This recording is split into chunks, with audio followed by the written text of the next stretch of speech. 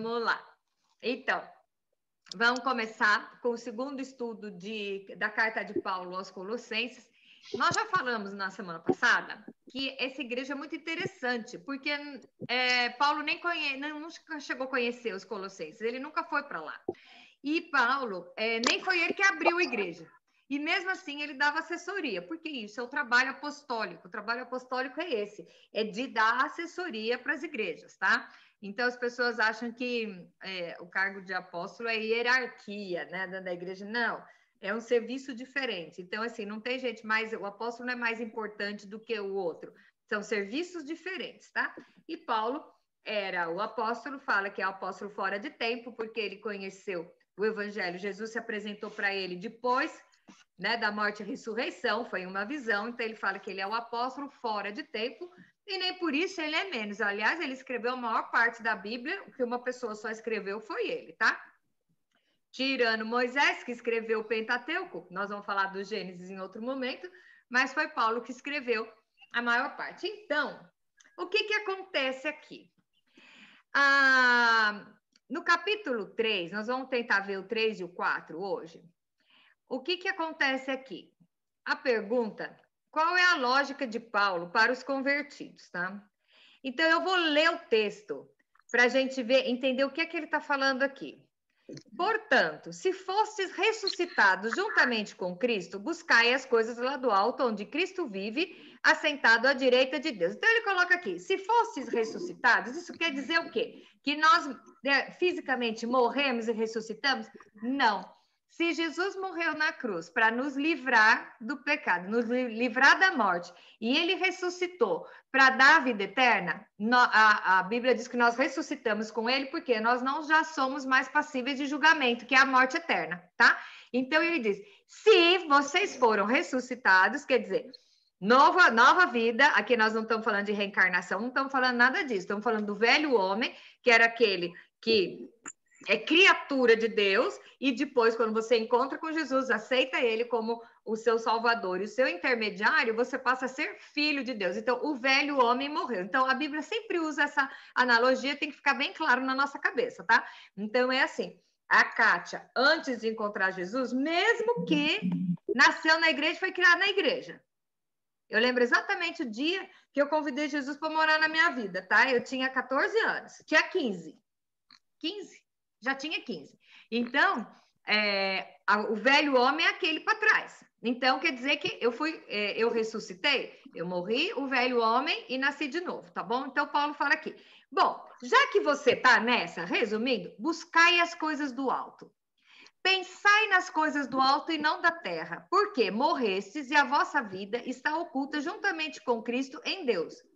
Quando Cristo, que é a nossa vida, se manifestar, então nós seremos manifestados com ele em glória. Então, isso quer dizer o quê? Resumindo esse termo aqui, se você tem uma nova vida, pare de focar a sua cabeça nas coisas daqui. Então, isso quer dizer que você vai ser alienado? Então eu vou para o meio do monte, vou comprar um saião, fazer um negocinho cor-de-rosa na testa, raspar a cabeça, fazer um rabinho, ou botar sei lá, o que é que você pode achar que não é nada disso. Você continua vivendo aqui, mas o seu foco é outro. O seu foco não é ficar milionário para ter não sei quantos iates. O seu foco, de repente, é ficar milionário para ajudar os pobres, instituir o reino de Deus aqui na Terra. Mudou o seu foco, tá? Então, ele disse assim, se o velho homem já morreu, mude de visão. Então, é assim, eu quero ter minha casa bonita, mas eu não vou brigar com a minha família para minha casa ser bonita, porque o meu foco é outro, o meu objetivo é outro, tá? Então, buscai as coisas lá do alto. O que é? Buscar primeiro o reino de Deus e sua justiça. Então, eu não vou me queimar minha cabeça, ficar desesperado, arrumar 4, 5 empregos, tá? Porque é a minha vida daqui, sendo que eu sei que Cristo cuida de mim e ele vai me sustentar. Eu tenho que trabalhar, eu tenho que ter o meu sustento, mas ele não vai me deixar passar necessidade. Sempre tem a provisão, ok? Então, é assim, é mudar o foco. Então, já dá para a gente parar aqui e falar aonde realmente está focada a sua vida.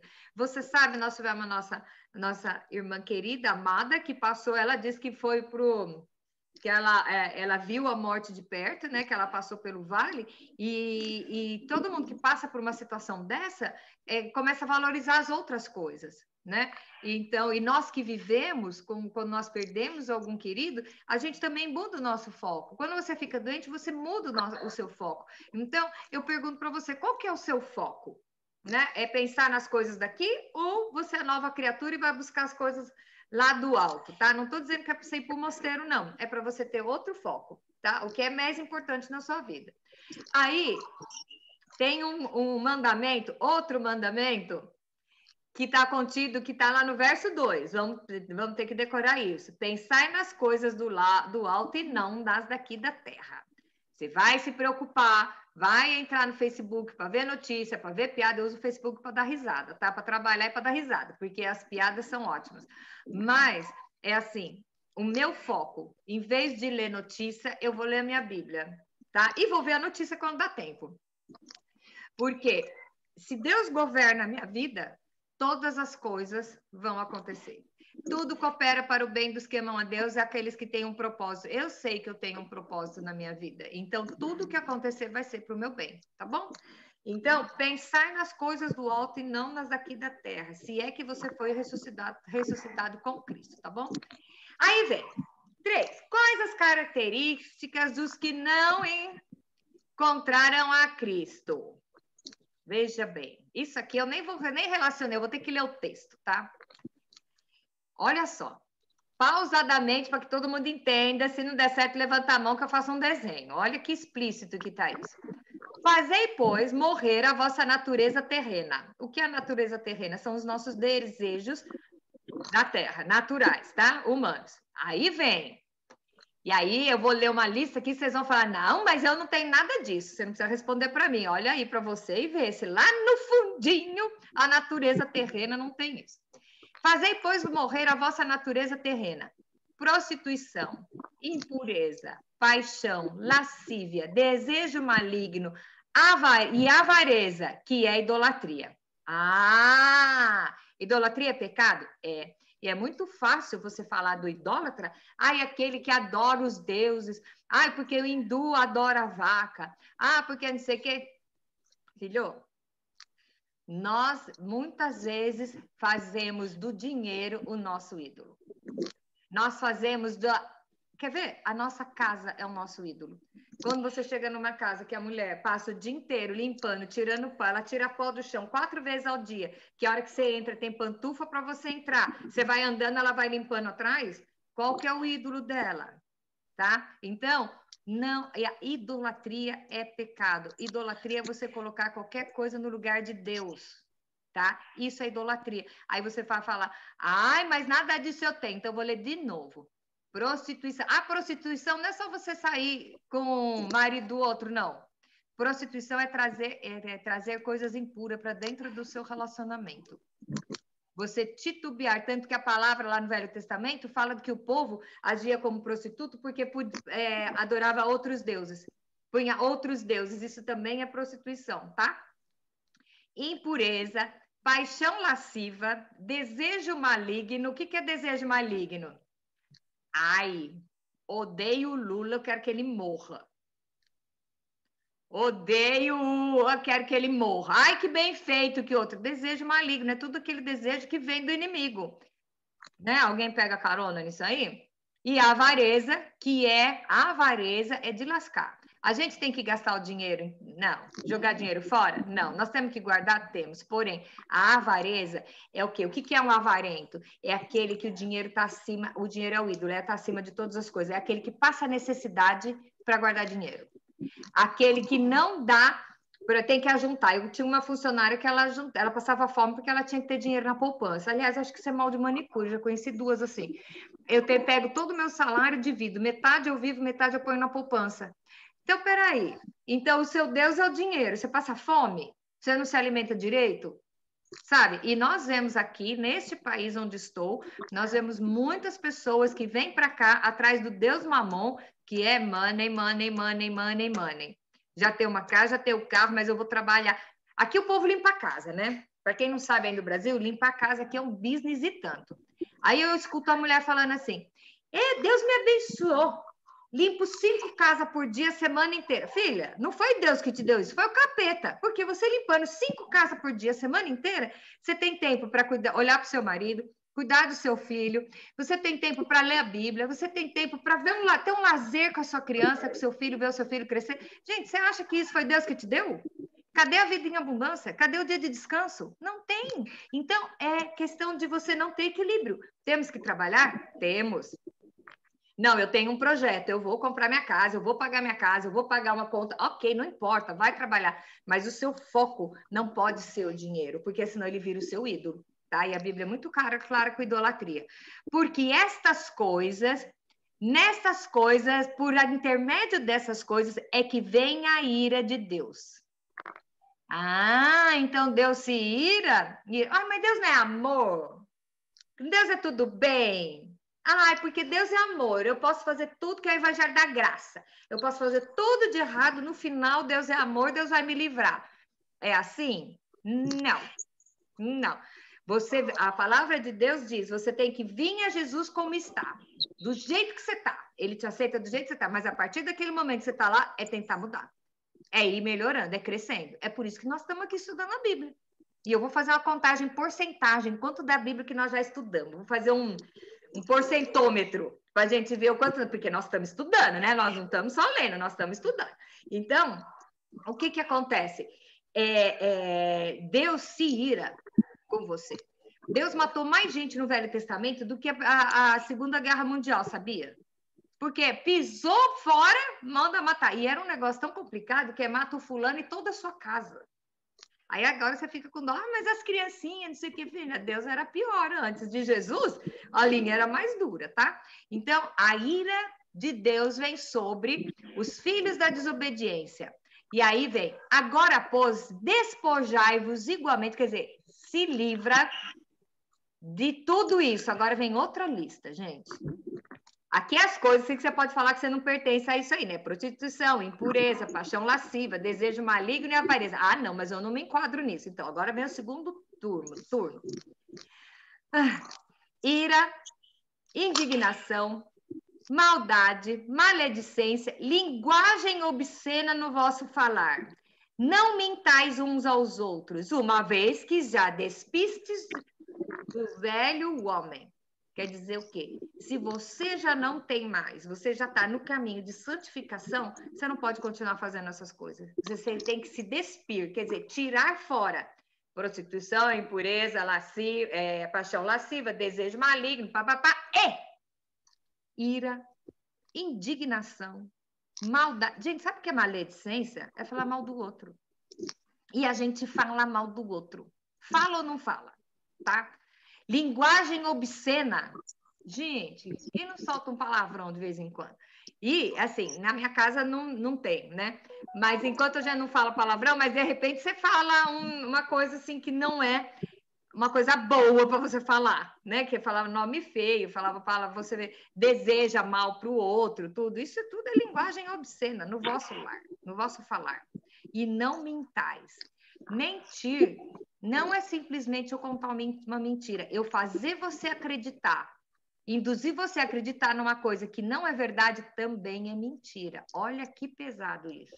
Não, mas eu não menti, eu falei isso porque aí ele pensa o que ele quiser, você mentiu. Porque você induziu o outro a acreditar numa inverdade. Também é mentira. Se você se despiu do velho homem, você tem que tirar essas coisas da sua vida. Tá? Vai valer depois a pena ler o Colossenses 3, né? Vamos lá. No verso 10, nós temos uma ordem. Qual é a ordem? E vos revestistes do novo homem, que se refaz para o pleno conhecimento, segundo a imagem daquele que o criou. Como que eu vou fazer isso? Vai substituindo. Você vai tirando os defeitos e acrescentando as qualidades. Vou contar um negócio para vocês. Não existe espaço vazio no universo, tá?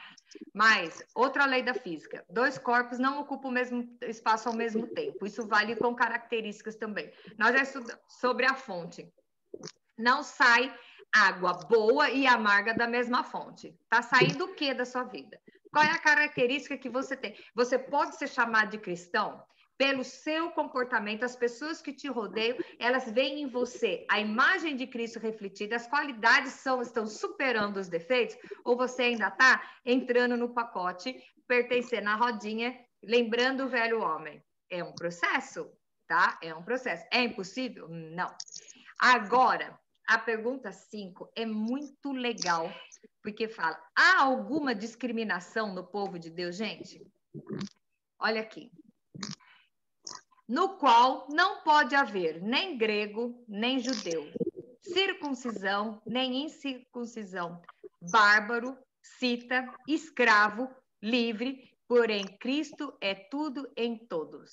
Então, a salvação é igual para todos nós. Então, não importa quem seja, ele é digno do amor de Cristo. Jesus morreu por ele. Então, quem sou eu para tacar o dedão na cara dele? Tá? Então, achar que porque ele serviu a deuses estranhos a vida inteira, para ele não tem jeito. Gente, nós vamos ter muita surpresa na glória, porque tem gente que vai aceitar Cristo no último momento e vai estar lá. Gente que você não quer conviver aqui na terra. Gente que você fala do amor de Cristo, você quer, ai, que bom, Deus recuperou ele, mas eu não quero ele na minha igreja. Eu não quero essa pessoa convivendo na minha sociedade, porque ele tá? Tem defeitos. Até onde vai o nosso amor por ele? É para pensar isso aí, porque é muito fácil você ter um discursinho. Ai, eu amo todo mundo. Chega lá no domingo, você dá abraço em todo mundo e vai embora. Mas você quer conviver com essa pessoa? Ou você não pode se contaminar porque você é sacrossanto? Né? Bom. Quais as virtudes que devem ser cultivadas, gente? De novo, vamos lá. Então, nós vimos lá tudo que a gente tem que largar, certo? Revesti-vos, pois, como eleitos de Deus. Então, nós temos que nos vestir como eleitos de Deus, santos e amados, de ternos afetos de misericórdia, de bondade, humildade, mansidão, longanimidade. Gente, já para por aí, né? Se a gente conseguir um desses por semana, nós já estamos no lucro. Tá? Então, o que é? Ternos afetos de misericórdia. O que é ternos afetos de misericórdia? Afeto de misericórdia. O que é misericórdia? É você entrar no lugar do outro. Você tentar entender o que levou o outro a ter esse comportamento. E você ter dó dele, porque você entendeu a dor dele. Bondade. Humildade. Tá? Eu me orgulho da minha humildade, né, gente? Não é isso. Humildade é você saber que o outro está acima de você. Mesmo que ele seja um analfabeto, um morador de rua, sei lá, um bêbado, você tratá-lo como ele se fosse melhor do que você, porque de repente ele é e você não está sabendo, vai queimar a cara. Mansidão. Nós podemos ser chamados de manso ou qualquer coisa acende e você estoura. Tá? Longanimidade. Gente, sabe o que quer dizer longanimidade? Ânimo longo. Então, eu estou feliz hoje, mas aí a Ana pisou no meu pé, tirou minha paz. Eu liguei a televisão, eu vi aquela catástrofe que aconteceu em Santa Catarina, tirou a minha paz, tirou o meu bom ânimo. Longânimo é aquele que o ânimo é longo e que não deixa... você pode ficar incomodado com a situação, você pode ficar indignado, as injustiças nos incomodam, mas isso não pode tirar o seu ânimo, a sua vontade de viver, o seu bom humor, tá? O nosso humor tem que ser longo. Outra, suportai-vos uns aos outros. Sabe o que é suportar? Não é amar. Imagina uma cadeira. Com essa moda agora de cadeira de plástico, tem gordinho que não dá para sentar na cadeira, que a cadeira abre as perninhas assim. Nas igrejas, eu lembro que tinha uma igreja, eu era de uma igreja, que tinha um senhorzinho que ele chegava e ele punha 3. Porque ele falava, vai ser muito difícil essas cadeirinhas abrir as pernas e eu cair no chão, tá? Ele tinha 3. Então, a mulher de um pastor que me explicou isso. Suportar, você imagina uma cadeira que suporta um gordinho. É segurar firme o problema do outro. Suportar-vos uns aos outros. Perdoai-vos mutuamente. Então, como é que é? Perdoar eu perdoo, mas esquecer eu não sou Deus, né? Eu uso muito uma frase que é o seguinte: perdão é uma coisa, amnésia é outra. Mas, se eu quero ser perdoada. Como eu quero ser perdoada se eu não tenho condição de perdoar? Aqui não está falando, perdoe só aqueles que o delito for pequeno. Está escrito isso na sua Bíblia? Se alguém tiver, me corrija, tá? Perdoai-vos mutuamente. Quer ver outra? Caso alguém tenha motivo de queixa contra outrem, né? Você tem uma queixa contra alguém? Perdoa. Sabe por quê? O perdão faz bem para você. O outro não tá nem aí se você perdoou ou não. Tá? O perdão é que eu já ouvi muito isso sobre a vingança. Vingança é um veneno que você toma para o outro morrer. Então, quando você não tem perdão, o outro nem sabe que você não perdoou, você que vai se carcomendo. A melhor coisa, libera o perdão por você, ele merece ou não, mas você merece ser livre desse fardo. Você merece ser livre desse fardo, tá? Assim como o Senhor vos perdoou, assim também perdoai vós. Agora Paulo já pegou pesado, né?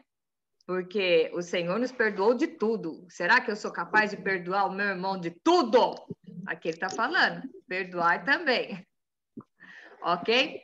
Seja a paz de Cristo o árbitro em vosso coração. Sabe o que é árbitro? Vocês já assistiram jogo de futebol? É aquele que dirige o jogo. A paz de Cristo é o que define como eu vou jogar, como eu vou agir com as pessoas. Seja a paz de Cristo, a qual também fostes chamados a um só corpo. Então, a paz de Cristo tem que ser o árbitro do meu relacionamento com vocês, porque eu tenho consciência de que nós somos um só corpo. Você também é corpo. Então, você vai pisar na bola comigo, mas você... Sabe? Vou falar uma coisa aqui que vocês vão entender. Sabe uma pelinha na unha, assim, às vezes, que vai saindo, e você com a boca, você tira e machuca e o negócio fica inflamado? Você mesmo se machucou. Imagine se o dedo agora pega, só porque machucou, e fica cutucando a boca para furar toda a boca porque machucou o dedo. É isso que acontece que a gente faz, tá? Habite ricamente em vós a palavra de Cristo. Gente, habite ricamente a palavra de Cristo tem que estar cheio, o que é rico é muito. A palavra de Cristo tem que estar em você. Instruir-vos e aconselhar-vos mutuamente em toda sabedoria, louvando a Deus com salmos e hinos e cânticos espirituais com gratidão em vosso coração. Peraí.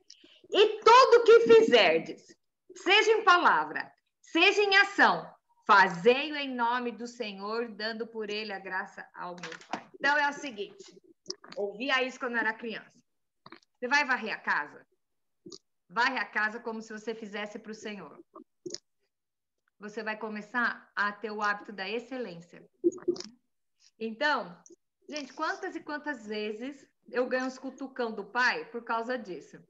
Ah, isso aqui eu vou fazer de qualquer jeito? É para mim mesmo, gente. Eu tô dentro da minha casa, eu tô com preguiça, eu vou fazer de qualquer jeito. Aí vem esse versículo, né? E tudo o que fizerdes, não é só alguma coisa. Tudo o que fizerdes fazer em nome do Senhor. Então, vamos lembrar isso nas coisas banais que você for fazer. Cuidar do seu doguinho lindo. Faça como para o Senhor. Cozinhar. Faça como o Senhor. Não vai cuspir no prato, né? Caiu o negócio no chão, botar lá na panela depois porque ninguém viu. Tem alguém que vê. Isso a gente aprende na escola dominical quando é criancinha. Tem alguém que está vendo. Varrer a sujeira para baixo do tapete porque ninguém está vendo? Tem alguém que está vendo. Você está fazendo isso para o Senhor? Então, vamos cultivar a excelência. É como? Saber que tudo que você está fazendo para o Senhor, porque a sua vida é dele agora, tá? Até dobrar a camisa do marido. Aí eu vou passar de qualquer jeito. Passe a camisa do seu marido como se estivesse passando para o Senhor. Faça da sua vida um hábito de excelência. Você vai ver que, mesmo que as pessoas momentaneamente não reconheçam, você vai ser gratificado por isso. Excelência é um espírito, não é um espírito, é um estilo de vida. Quando você preza por excelência, você vai ser excelente em tudo que você faz. E o melhor caminho para isso é colocar tudo que eu vou fazer para o Senhor, tá bom? Aí, vem os deveres, várias classes de pessoas que nós já vimos isso em Efésios. Esposa, sede submissa ao vosso marido, como convém no Senhor, nós já estudamos sobre isso. Maridos, amai a vossa esposa, não a trateis com amargura. Tem que dar para eles ouvir. Filhos, obedecei em tudo vossos pais. Pais, não irriteis os vossos filhos. Mano do céu. E os pais nem pula essa parte, né? para que eles não fiquem desanimados. Servos, obedecei em tudo o vosso Senhor segundo a carne, não servindo sob vigilância, visando tão somente agradar os homens, mas temendo ao Senhor. É o que eu falei da excelência, tá?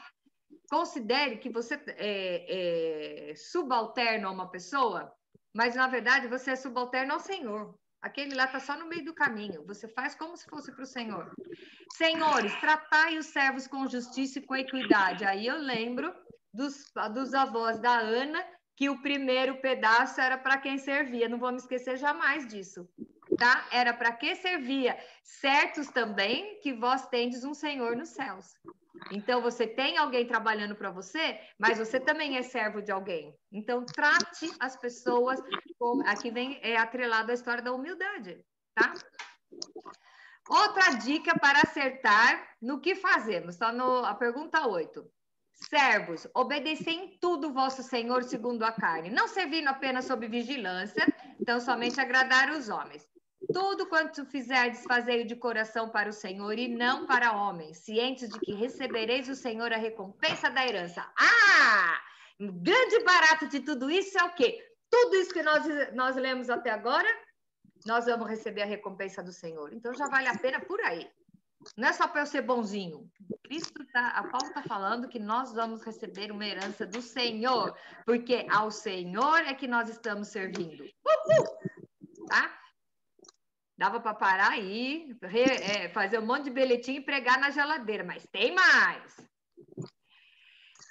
No verso 25, qual é a consequência de quem não segue esse princípio? Pois aquele que faz injustiça receberá em troco a justiça feita, e isto não há acepção de pessoas. Pesado, né? Pesado. Então, quem faz o bem aqui, segue todo o script do bonzinho, Cristo vai reconhecer, certo? O Senhor vai reconhecer. Porém, aquele que não fizer vai receber o troco da injustiça feita. E isso não tem acepção de pessoas, é qualquer um. Não importa se você é o santinho, mas você destratou um morador de rua, não importa. Deus não faz acepção de pessoas. Isso é a lei da colheita. O que você planta, você colhe. Isso não tem nada a ver com pecado, não tem nada, não é nenhuma lei espiritual, é uma lei da natureza. Plantou, vai colher. Então é assim. Deus perdoa você dos seus pecados, Cristo morreu pelos seus pecados. Você vai para o céu. Você pisou na bola pra caramba, você vai para o céu. Mas você vai sofrer a consequência do que você fez. Quer dizer que é castigo de Deus? Quer ver? Ai, tô com câncer no pulmão. Deus quis assim. Você fumou 50 anos e agora, só porque você se converteu, você quer que Deus te livre do negócio desse. Mano do céu, você que fez isso. Ai, eu quero comer como se não houvesse amanhã, agora eu engordei pra caramba, tô com a diabetes lá nas alturas, agora Deus tem que me livrar disso. Não, Jesus morreu pelos seus pecados, agora isso aí você plantou. E, aliás, você está estragando o seu corpo, que é templo do Espírito Santo, tá? Então, é a lei da consequência. E não há acepção de pessoas, porque não é Deus que manda, é uma consequência. Você fez o bem, você vai receber o bem. Você cometeu injustiça, você vai receber o troco da injustiça. Não importa quem você seja, você vai colher o que você plantou. É sério isso, né? Então, você acha que você pode fazer o que quiser e que no final das contas, Deus é amor.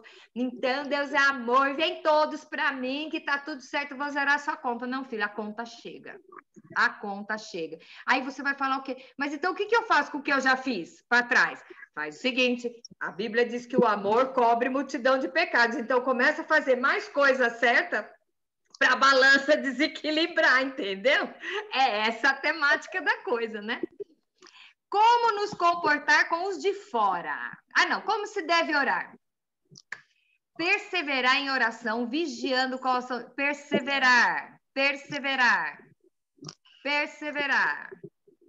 Com ação de graças. É o quê?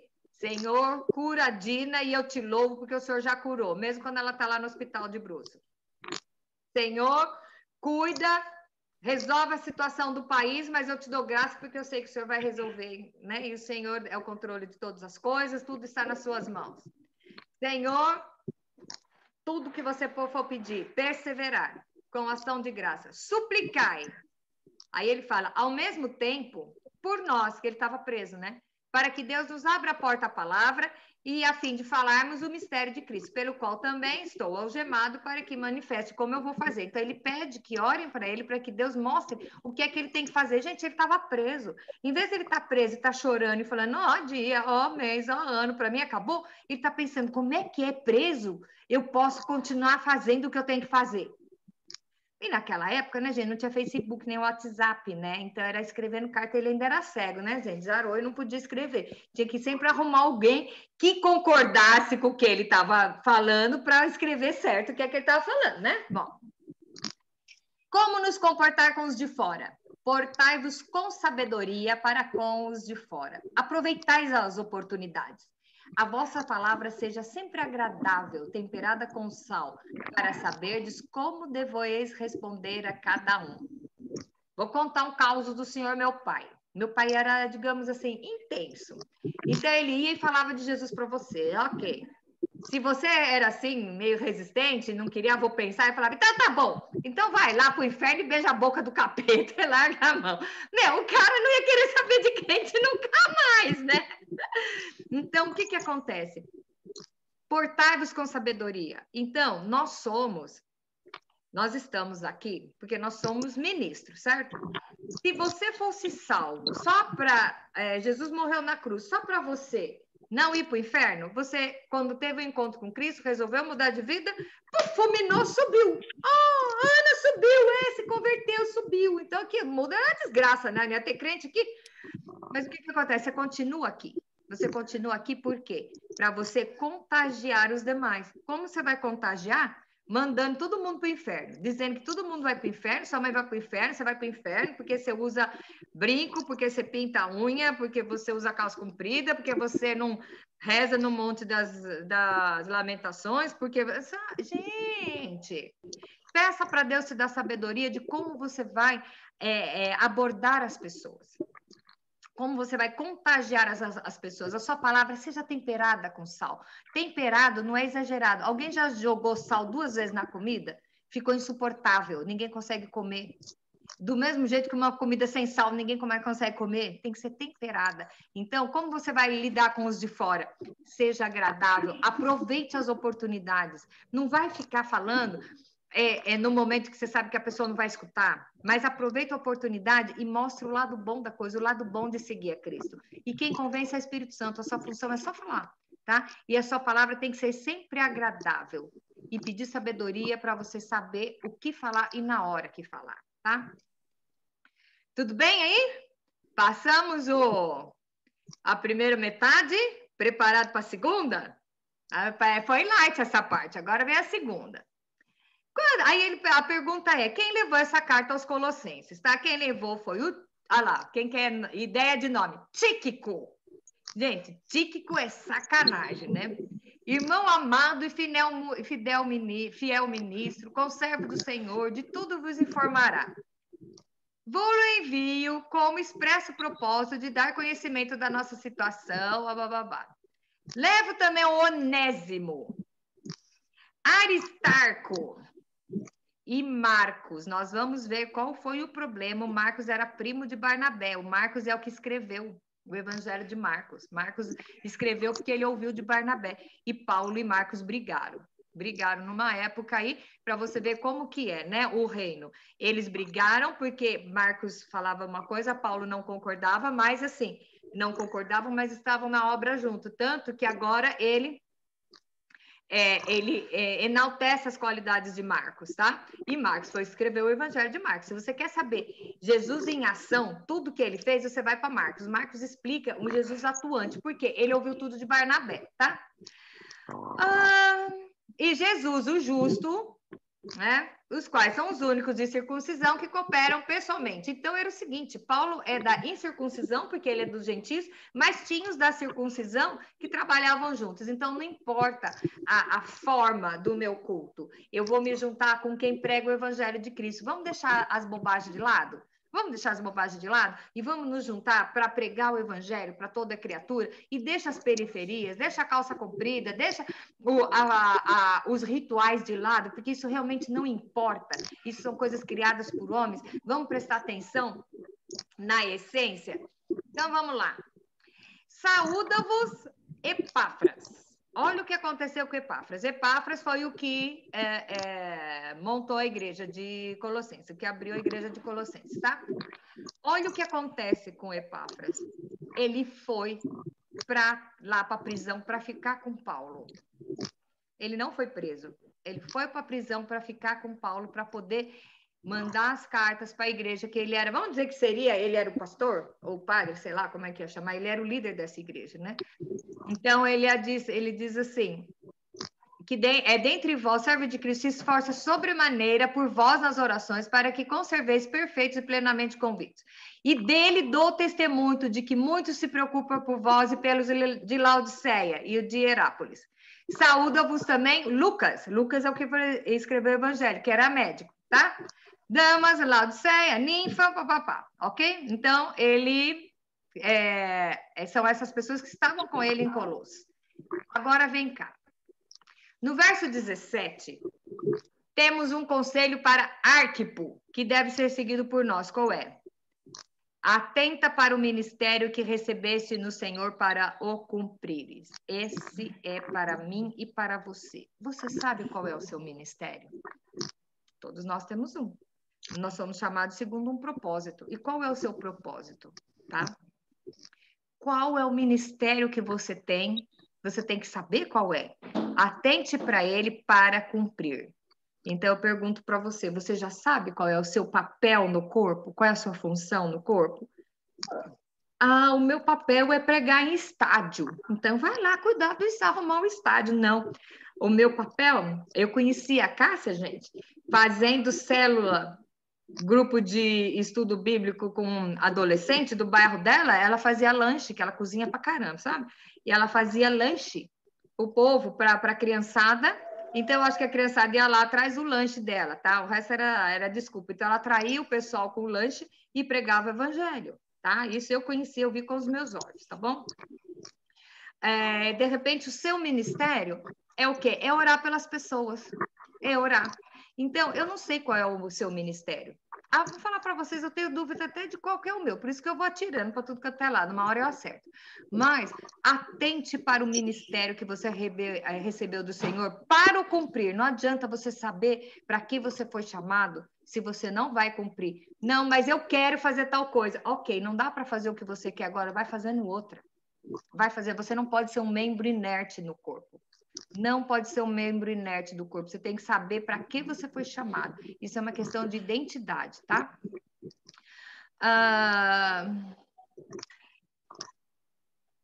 Aí depois, no final, né? A quinta é: qual a parte da carta que Paulo escreveu de próprio punho? A saudação é de Paulo. Lembrai-vos das minhas algemas. Então, vocês lembram que nós já falamos nas outras cartas que ele não podia escrever, era outro que escrevia, e, no entanto, ele sempre fazia ou a abertura, né, ou o final, ele escrevia. Então, imagina que é de letra... Tem uma carta que agora eu não lembro qual é que ele fala. Escreva-os com letras grandes, porque sou eu que escrevo de próprio punho, né? Então... O que nós aprendemos hoje? O que nós aprendemos hoje? É muita coisa, é muita coisa. Só esses 2 capítulos já serviam para a gente ter uma direção de vida, tá? É muita coisa. Então, o que eu quero voltar aqui, né? Primeiro, já que eu ressuscitei, eu vou me despir do velho homem. Então, eu vou deixar uma lição para vocês e para mim. Qual é a característica do velho homem que eu ainda trago comigo e que eu sei que eu tenho que deixar, tá? A segunda, o que é que eu tenho que pôr no lugar? Em que eu vou substituir, tá?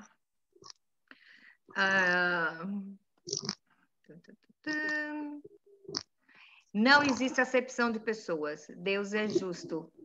Então, ele não vai ser mais bonzinho com você ou com o outro. Não existe acepção de pessoas na lei da colheita e da semeadura, tá? Se você faz o bem, você vai colher o bem. Quais são as características de Deus que já estão em mim e quais as que não estão, tá bom? Como eu estou lidando com as pessoas que me rodeiam? Como eu estou lidando com as pessoas que me rodeiam? Esposa, marido, filho, patrão, chefe, colega, aquela pessoa que está abaixo de mim, Diz que você conhece um líder quando você vê como ele trata quem não pode dar nada de troco para ele, né? Quem não pode fazer nada por ele, você vê qual é a qualidade do caráter de uma pessoa, certo? Qual é, aqui, quando fizeres, como você vai fazer as suas coisas, tá? A questão da excelência. Como cultivar a excelência na minha vida? Cultivar a excelência é o quê? É fazer tudo como se fosse para Deus, tá? Deus não faz acepção de pessoas. Vigiar e oração, orar e suplicar, dando graças, perseverar. Portar com sabedoria com os de fora. Já é um manual para um mês, no mínimo. Mas nós conseguimos resumir hoje. Graças ao Senhor, porque Deus preservou essa carta para nós hoje. Parece que foi escrita ontem, né? Para o nosso mundo hoje. Então, é tão atual. E é um confronto. Mas não é um confronto para você ficar triste. Porque quando Deus fala, ele fala o problema e ele dá a solução. Uma pessoa que só lança o problema e deixa você desesperado, isso não é de Deus. Porque tudo que Deus faz traz paz. E paz, só Deus pode trazer paz. Então, qualquer outra situação que você não tiver paz, não foi o Senhor que te deu. Uma resposta que não te deu paz, não veio do Senhor. Quando vem do Senhor, te dá paz. Então, aqui, Paulo faz várias admoestações e ele dá a resposta para cada uma delas. Então, você vê que você se sente motivado. Eu vou contar uma historinha para vocês agora, para encerrar, que não é da Bíblia, não, mas vai servir para muita coisa. Foi um estudo dos cientistas que fizeram, e que é o seguinte: vocês sabem que o cérebro do rato, por incrível que pareça, funciona muito parecido com o do ser humano, por isso que os testes são com aqueles ratinhos brancos de laboratório, né? Pegaram 3 ratos, colocaram dentro de um copo, onde ele não pudesse sair, era um vaso fundo, né, sem borda, metade de água, e deixaram os 3 ratinhos lá para ver quanto tempo eles levavam para se afogar. Eles viram que o rato, 15 minutos, o rato morre afogado, tá? Aí pegaram outros 3 ratinhos, botaram no vaso e tiraram, com 13 minutos eles tiraram os ratinhos. Beleza? Tá bom, então quase, né? Ok. Pegaram esses mesmos ratos, jogaram no copo de novo. Quantos minutos vocês acham que esses ratos sobreviveram no segundo turno? No primeiro turno, os morreram com 15 minutos. Esses ficaram 13 minutos e depois eles foram colocados de novo. Então, 13 minutos está quase morrendo, certo? Foram colocados de novo no copo e vocês acham que eles sobreviveram quanto tempo? 3 dias. Por que isso? O cérebro deles lembrava de que eles foram salvos um dia e eles ficaram lutando porque sabiam que alguém ia livrar eles de novo. Isso não é bíblico, é estudo científico. Então, eu coloco para vocês isso. Não desista. Não desista. Porque você já foi liberto uma vez. E o mesmo Deus que te livrou da morte eterna, ele está contigo e não abre. Tá? O mesmo Deus que morreu na cruz por você, ele está contigo e não abre. Você pode estar no segundo dia nadando no copo, mas tenha certeza que se você foi livre uma vez, você vai ser livre de novo. Esse é o Deus que eu acredito, esse é o Deus que eu confio. O Deus que mandou o filho dele para uma cruz no meu lugar, ele não vai fazer todo o resto por mim? Ele vai agora ficar brincando de videogame comigo só para ver eu me ferrar? Não vai, não vai. Ele já me livrou uma vez e ele vai livrar de novo. A palavra diz muito claramente: aquele que entregou seu próprio filho não é capaz de te dar todas as demais coisas? Então, não atribule seu coração. Entrega o teu caminho ao Senhor e confia nele e tudo mais ele fará. E agora, o que nós temos que fazer com o estudo de hoje? Eu vou me despir, eu vou trocar de roupa. Então, você vai tentar se despir do velho homem e se vestir com as características que o Senhor quer para você. E eu tenho certeza que nesse ponto, aí sim você vai ter a vida em abundância garantida por Jesus. Amém?